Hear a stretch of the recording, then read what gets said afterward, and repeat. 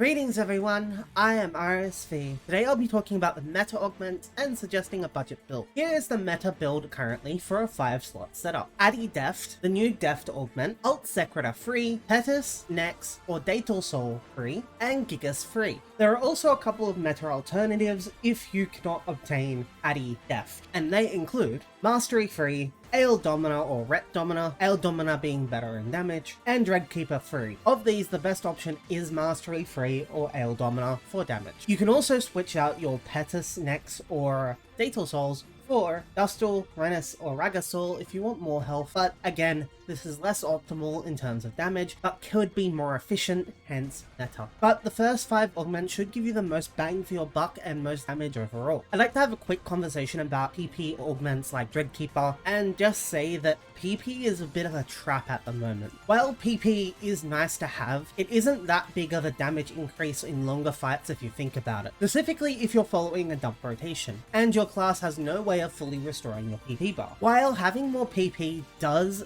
benefit you if there is a Tector on your team, if you happen to have them use overemphasis while you're at 0 PP, you shouldn't plan for your team composition unless you are running with a Tector 24/7, which I highly doubt. I recommend always planning to play by yourself, as if you cannot play by yourself, you cannot play in a group either. PP is a bit of a trap because it only benefits your first rotational dump. After this, you still need to spend time regenerating your PP if your class has no way to easily restore your PP. So having more PP actually only benefits your first dump rotation. It does not increase your damage as much as potency will over time. So keep this in mind. It is good for speedrunners when you're speedrunning, say, the Lazantos or Bujin Cocoon, because it means that you can spend your PAs more. But even in that case, you're looking at countering or using that one hard-hitting ability anyway, and it is possible that you're already killing it before you run out of PP. Onto the budget build. I will say before actually listing the augments, I'll mention that the goal of a budget build shouldn't be to be less optimal. You should be focusing on the augments that will still give you the best bang for your buck. It's just that your buck is now limited. So I would stick with using much the same augments, but I'd use them at a lower level. For example, I'd still use the next Pso2 Datal,